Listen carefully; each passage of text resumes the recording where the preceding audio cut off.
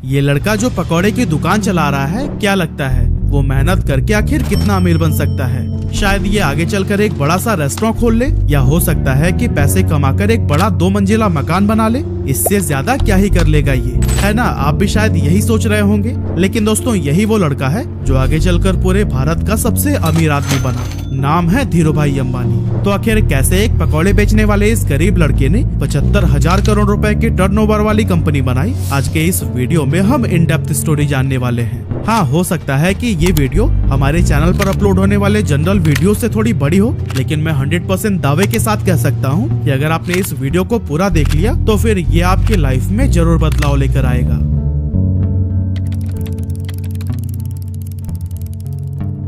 तो दोस्तों, इस कहानी की शुरुआत होती है 28 दिसंबर 1932 से, जब गुजरात के चोरवाड़ गांव के एक मिडिल क्लास फैमिली में धीरजलाल हीरालाल अंबानी का जन्म हुआ था। और यही साधारण सा दिखने वाला लड़का आगे चलकर धीरूभाई अंबानी के नाम से फेमस हुआ। इनके पिता हीराचंद गोवर्धन भाई अंबानी गांव के ही स्कूल में बच्चों को पढ़ाने का काम करते थे। और कुछ इसी तरह से जब धीरूभाई अंबानी 5 साल के हुए तब उनका एडमिशन बहादुर खानजी स्कूल में करा दिया गया। हालांकि धीरूभाई अंबानी को पढ़ाई लिखाई से कोई खास लगाव नहीं था, फिर भी पिता के डर से न चाहते हुए भी उन्हें स्कूल जाना ही पड़ता था। अब क्योंकि हीराचंद जी के कुल 5 बच्चे थे और जैसे जैसे वो बड़े हो रहे थे, उन्हें स्कूल की सैलरी से घर चलाने में काफी प्रॉब्लम होने लगी थी। और दोस्तों, इसी गरीबी और तंगहाली से ही परेशान होकर एक दिन धीरूभाई अंबानी ने फैसला किया कि अब वो पढ़ाई छोड़कर कोई काम करेंगे। वैसे तो बेटे के इस फैसले से हीराचंद काफी नाराज हुए और उन्हें वापस स्कूल भेजने की कोशिश में लग गए, लेकिन धीरूभाई के जिद के सामने उन्होंने भी हार मान ली। अब दोस्तों, यहाँ धीरूभाई काम तो करना चाहते थे, लेकिन आखिर करें क्या, ये उन्हें समझ नहीं आ रहा था। और इस तरह से काम की तलाश में वो इधर उधर घूमते रहे। और फिर इसी टाइम पर वह अपने गांव के एक मंदिर पहुंच गए। उन्होंने देखा कि अक्सर सुनसान रहने वाले मंदिर परिसर में आज बहुत भीड़ लगी हुई थी। जब पता किया तो मालूम पड़ा कि यह भीड़ हर साल फरवरी के महीने में किसी प्राचीन मान्यता की वजह से लगती है। अब इतनी बड़ी संख्या में श्रद्धालुओं को देखकर धीरूभाई ने सोचा कि यहाँ खड़े खड़े इन लोगों को भूख तो लगती ही होगी, क्यों न इस मौके का फायदा उठाकर यहाँ पकौड़े बेचे जाएं। और दोस्तों, अभी तक धीरूभाई को उनके पिता की तरफ से जो भी थोड़ी बहुत पॉकेट मनी मिलती थी वो उसे एक गुल्लक में जमा कर देते थे, लेकिन अब उस गुल्लक को तोड़ने का समय आ चुका था। उन्होंने बिना किसी देरी के गुल्लक तोड़कर पैसे निकाला, उससे ठेला खरीदा और मंदिर के पास ही पकौड़े बेचने लगे। अब दोस्तों, इस धंधे से उन्हें शुरुआत में तो बहुत प्रॉफिट हुआ, लेकिन कुछ समय के बाद जब श्रद्धालुओं की संख्या कम होने लगी तो फिर उनकी आमदनी भी लगभग न के बराबर रह गई। ऐसे में उन्हें लगा कि अब यहाँ पर समय बर्बाद करने से कोई फायदा नहीं, इसीलिए उन्होंने अपना ठेला बेच दिया और सारे पैसों को बैंक में जमा करा दिया। आगे चलकर वो फिर से किसी काम की तलाश में लग गए और फिर उस दौरान उन्होंने देखा कि बहुत सारे लोग यमन में काम करने के लिए जा रहे हैं और आज से पहले जो भी वहाँ पर गए थे उनकी फाइनेंशियल कंडीशन काफी बेटर हो गई थी। लेकिन इसके पीछे की वजह क्या थी, इसका जवाब ढूंढने पर धीरूभाई अंबानी को पता चला कि यमन में इंडिया से कई गुना ज्यादा पैसा बनता है। इसीलिए धीरूभाई अंबानी 1950 के दौरान महज 17 साल की उम्र में अपने बड़े भाई रमणिक लाल के पास में यमन चले गए। वहां पहुंचने के बाद से रमणिक लाल ने एबीसीएन कंपनी के पेट्रोल पंप पर धीरूभाई अंबानी को काम दिला दिया और यहां काम करते हुए उनकी सैलरी 300 रुपए हर महीने की थी। अब दोस्तों, इस पेट्रोल पंप पर काम करते टाइम धीरूभाई अंबानी लोगों को कई अलग अलग प्रमोशनल मेथड से इनकरेज करते थे कि वो ज्यादा से ज्यादा पैसों का पेट्रोल डलवाएं। अब दोस्तों, उनके ऐसा करने की वजह से पेट्रोल पंप का रेवेन्यू काफी ज्यादा बढ़ गया और उनके काम से खुश होकर उन्हें पेट्रोल पंप का मैनेजर बना दिया गया। अब क्योंकि प्रमोशन होने की वजह से पेट्रोल पंप पर काम करने के बाद भी धीरूभाई के पास काफी टाइम बच जाता था, तो ऐसे में उन्होंने सोचा कि इस खाली टाइम में क्यों न एक जॉब कर ली जाए। और फिर ऐसा सोचकर वो एक जगह पर क्लर्क के तौर पर भी काम करने लगे। अब दोस्तों, हम इंडियन दुनिया के किसी भी कोने में क्यों न चले जाएं, पर अपनी चाय की आदत को नहीं बदल सकते। और धीरूभाई को भी चाय पीना बहुत पसंद था। अब वैसे तो इसके लिए उनके पास 2 ऑप्शंस थे, या तो वो रोड साइड पर 10 पैसे की चाय पिए या फिर किसी 5 स्टार होटल में 1 रुपए की। लेकिन यहाँ पर धीरूभाई ने 1 रुपए वाली चाय को ही चुना, ताकि वो चाय की चुस्कियां लेते लेते आसपास के अमीर लोगों की बातों को सुनकर ये जान सकें कि आखिर वो ऐसा क्या करते हैं कि वो इतने अमीर हैं। ऐसे ही एक दिन जब वो चाय पी रहे थे तभी उन्होंने अपनी बगल वाले टेबल पर बैठे 2 लोगों की बातें सुनी, जिसमें एक व्यक्ति दूसरे को बता रहा था कि क्या तुम्हें पता है, हमारे यमन में जो चांदी के रियाल के सिक्के चलते हैं ना, उनमें लगी चांदी की कीमत इस रियाल से भी ज्यादा है। यानी कि 100 रुपए के सिक्कों में 110 रुपए की चांदी है। अगर कोई इसे पिघलाकर निकाल ले तो फिर उसके पास पैसे ही पैसे होंगे। अब वैसे तो ये अमीर लोग इस बात को बस मजाक मजाक में कर रहे थे, लेकिन धीरू भाई ने इसे सीरियसली ले लिया। उन्होंने एक मशीन खरीदी और फिर लाखों की संख्या में सिक्कों को पिघलाना शुरू कर दिया। जैसे जैसे धीरू भाई का यह काम आगे बढ़ा, मार्केट में सिक्कों की कमी होने लगी और गवर्नमेंट भी इस बात से परेशान थी कि आखिर ये सिक्के जा कहाँ रहे हैं। और दोस्तों, जब गवर्नमेंट ने इस बात की जांच के लिए इन्वेस्टिगेशन टीम बनाई, तब धीरू भाई अंबानी का नाम सामने आया। हालांकि जब तक पुलिस उनके ठिकाने पर पहुंचती, धीरू भाई सारे पैसे इकट्ठा करके वहां से इंडिया निकल चुके थे। ये साल था 1958 का, जब धीरू भाई वापस अपने घर पहुंचे और जब उनके पिता ने यह सुना कि वो नौकरी छोड़कर आए हैं, तो वो काफी ज्यादा नाराज हुए। रिश्तेदारों ने भी काफी क्रिटिसाइज किया, लेकिन फिर भी उन्होंने किसी की भी बातों पर ध्यान नहीं दिया।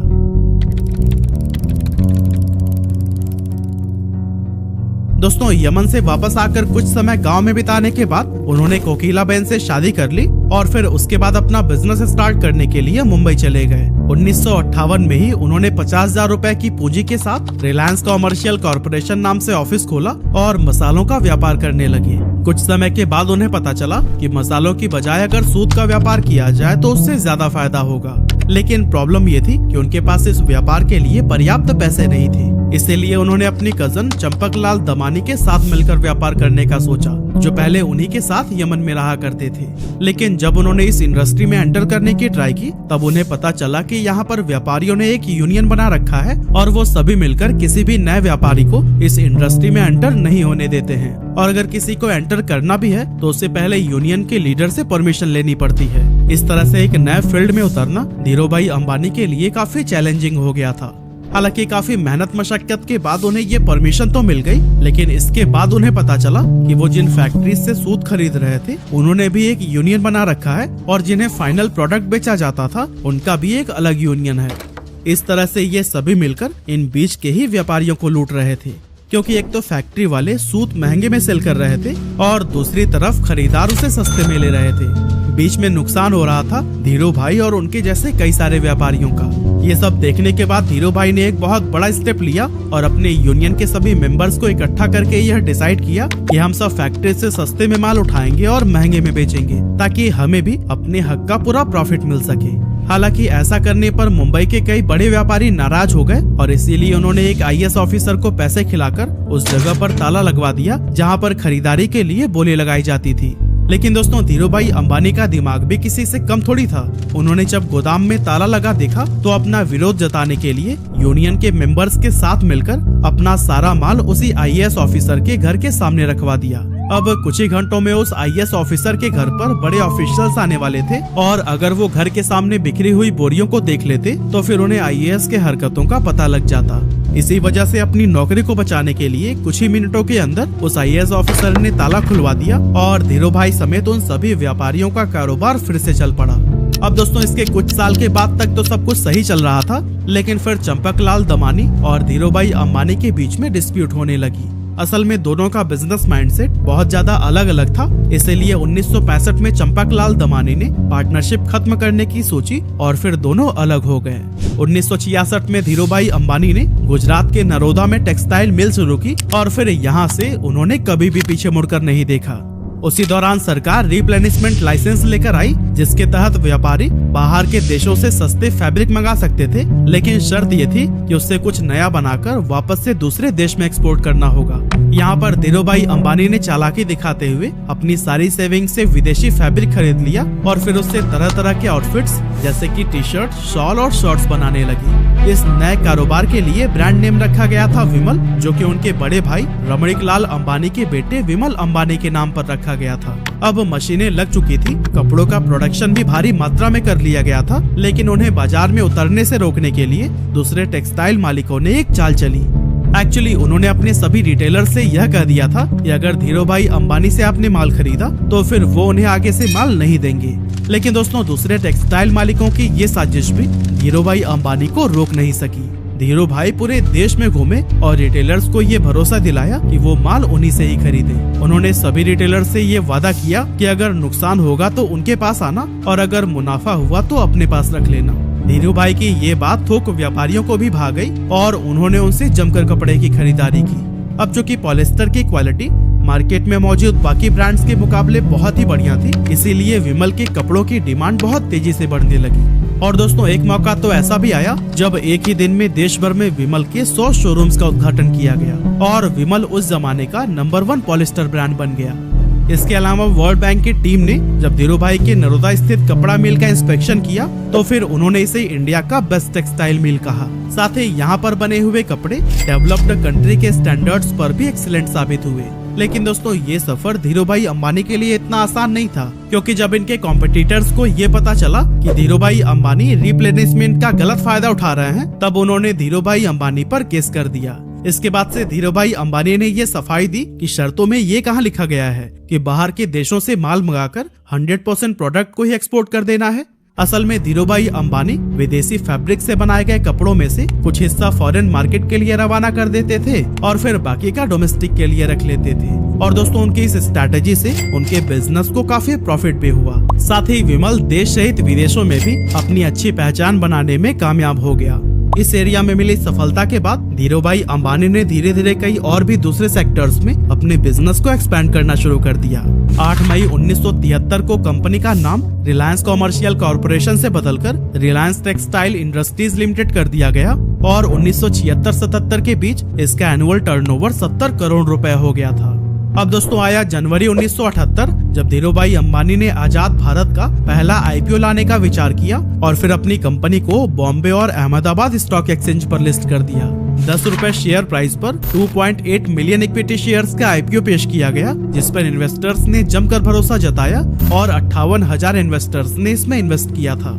इस स्टॉक से लोगों ने भरपूर प्रॉफिट कमाया और ये इतना पॉपुलर हो गया कि जब 1986 में कंपनी की एनुअल शेयर होल्डर मीटिंग रखी गई तो फिर उस टाइम पर 30,000 शेयर होल्डर्स उसमें शामिल हुए, जो कि इंडियन कॉर्पोरेट हिस्ट्री में एक रिकॉर्ड बन गया था। कमाल की बात तो ये थी कि उस टाइम पर बॉम्बे में एक भी ऐसा हॉल नहीं था जो कि इतने लोगों की कैपेसिटी को होल्ड कर सके। इसी वजह से इस मीटिंग को एक मैदान में ऑर्गेनाइज किया गया था। 1980 में धीरूभाई अंबानी ने महाराष्ट्र के पाताल गंगा में पॉलिस्टर फाइबर धागे का कारखाना खोला और काफी कोशिशों के बाद तेल के उत्पादन के लिए भी सरकार से लाइसेंस हासिल कर ली। इस तरह एक टाइम पेट्रोल पंप पर काम करने वाले धीरूभाई अंबानी की अपनी खुद की ऑयल प्रोडक्शन कंपनी हो गई। इसके बाद आया 16 फरवरी 1986, जब धीरूभाई को पहला हार्ट अटैक आया। एक्चुअली उन्होंने अपने बेटे मुकेश अंबानी को बताया कि उनकी पीठ में काफी तेजी से दर्द हो रहा है और इससे पहले कि उन्हें हॉस्पिटल लेकर जाया जाता वो अनकॉन्शियस हो गए थे। अब जब मुकेश अंबानी उन्हें लेकर अफरा तफरी में हॉस्पिटल पहुंचे तो डॉक्टर्स ने कहा कि अगले 42 घंटे इनके लिए बहुत ज्यादा क्रिटिकल हैं। लेकिन दोस्तों इतनी सीरियस हालत होने के बावजूद होश आते ही उन्होंने अपने बेटे को देखते हुए कहा, तुम परेशान मत होना बेटा, मैं सब ठीक कर दूंगा।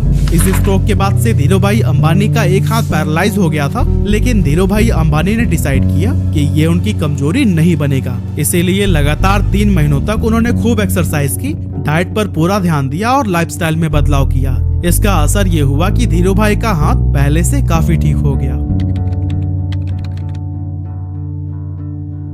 अब दोस्तों आगे चलकर धीरूभाई अंबानी एक ऐसे गोल्डन एरा में एंटर हुए जब इनके बिजनेसेस कई सारे सेक्टर्स में तेजी से एक्सपेंड होने लगे। एक्चुअली 1992 में धीरूभाई अंबानी ने वो करके दिखाया जो कि उस समय की बड़ी बड़ी इंडियन कंपनीज ने सपने में भी नहीं सोचा था। असल में इस साल कंपनी ने ग्लोबल मार्केट से भी फंड जुटाना शुरू कर दिया और ऐसा करने वाली रिलायंस देश की पहली कंपनी बन गई थी। साल 1995-96 में धीरूभाई अंबानी ने 9X USA के साथ मिलकर अपनी telecom company Reliance telecom private limited की भारत में शुरुआत की। इसके बाद से 1998 से 2000 के दौरान धीरूभाई अंबानी ने दुनिया के सबसे बड़े रिफाइनरी पेट्रोकेमिकल्स को गुजरात के जामनगर में ओपन किया। और दोस्तों इस टाइम तक धीरूभाई अंबानी का इतना बड़ा नाम हो गया था कि उन्हें देश सहित विदेशों में भी पॉपुलैरिटी मिलने लगी थी। ये पॉपुलैरिटी तब और भी इंक्रीज हो गई जब साल 1996, 98 और 2000 यानी कि 3 साल उन्हें एशिया वीक मैगजीन ने power 50 most powerful people in Asia की लिस्ट में शामिल किया था। ये इंडिया के लिए बहुत ही गर्व की बात थी और इससे भारत के पोटेंशियल्स के बारे में बाकी के देशों को भी अंदाजा होने लगा था। इतना ही नहीं, 15 जून 1998 को धीरूभाई अंबानी पहले इंडियन बने जिन्हें बेहतरीन लीडरशिप के लिए the Wharton school university of Pennsylvania की तरफ से डीन्स मेडल से नवाजा गया था। इसके अलावा 1999 में धीरूभाई अंबानी को बिजनेसमैन ऑफ द ईयर के अवार्ड से भी सम्मानित किया गया और 2001 में द इकोनॉमिक टाइम्स ने इन्हें लाइफ टाइम अचीवमेंट का अवार्ड दिया। और दोस्तों कहते हैं कि ये सब अवार्ड और सम्मान भले ही सिर्फ धीरूभाई अंबानी को मिले, लेकिन उनकी इस सफलता के पीछे उनकी वाइफ कोकिलाबेन का भी पूरा हाथ था। एक्चुअली जब धीरूभाई अंबानी मुंबई शिफ्ट हुए थे तब उन्होंने कोकिलाबेन को इंग्लिश सीखने के लिए कहा था ताकि व्यापार में वो भी उनकी मदद कर सके। इसके अलावा धीरूभाई अंबानी जब भी कोई नया काम शुरू करने जाते थे तो फिर उस पर कोकिलाबेन का विचार जरूर मांगते थे। और दोस्तों इसी तरह के सपोर्ट और मेहनत का ही नतीजा है कि मसाले और पॉलिस्टर बेचने से शुरुआत करने वाले धीरूभाई अंबानी साल 2000 तक देश के सबसे अमीर लोगों में शुमार हो चुके थे। उन्होंने 350 स्क्वायर फीट के कमरे से अपने बिजनेस की शुरुआत की थी और फिर देखते ही देखते रिलायंस देश की टॉप कंपनीज में गिनी जाने लगी। कहा जाता है कि अपने सपने को पूरा करने के लिए अंबानी बेहद डिसिप्लिन्ड लाइफ जीते थे। उन्होंने अपने काम करने के घंटे भी तय कर रखे थे और कभी भी 10 घंटे से ज्यादा काम नहीं करते थे। लेकिन पहले हार्ट अटैक के बाद से उनकी तबीयत लगातार खराब रहने लगी थी, जिसके चलते उन्हें हर थोड़े दिनों में ही हॉस्पिटल्स का चक्कर लगाना पड़ता था। लेकिन दोस्तों फिर आया 24 जून 2002 का वो दिन जब धीरूभाई अंबानी को फिर से एक डेडली स्ट्रोक आया और उन्हें मुंबई के ब्रीच कैंडी हॉस्पिटल में एडमिट कराया गया। यहाँ पर डॉक्टर्स ने बहुत कोशिश की, लेकिन लगातार ट्रीटमेंट के बाद भी उनकी हालत में कोई सुधार देखने को नहीं मिला और इसी वजह से आखिरकार 6 जुलाई 2002 को 69 साल की उम्र में उन्होंने दुनिया को अलविदा कह दिया और अरबों का साम्राज्य अपने बेटों के लिए छोड़ गए। जिस समय उनकी मृत्यु हुई थी उस समय कंपनी का टर्नओवर 75,000 करोड़ रुपया हो गया था और ग्लोबल फॉर्चून 500 लिस्ट में भी रिलायंस ने अपनी जगह बना ली थी। कमाल की बात तो यह है कि इतनी दौलत और शोहरत हासिल करने के बाद भी उन्होंने एक बहुत ही साधारण जीवन जिया और अपनी रूट्स को कभी नहीं भूले। एक मामूली से पकौड़े बेचने वाले के लिए जीरो से शुरुआत करके कई पीढ़ियों तक चलने वाला एक साम्राज्य खड़ा करना ऑलमोस्ट इम्पॉसिबल था, लेकिन धीरूभाई अंबानी ने यह काम करके दिखा दिया।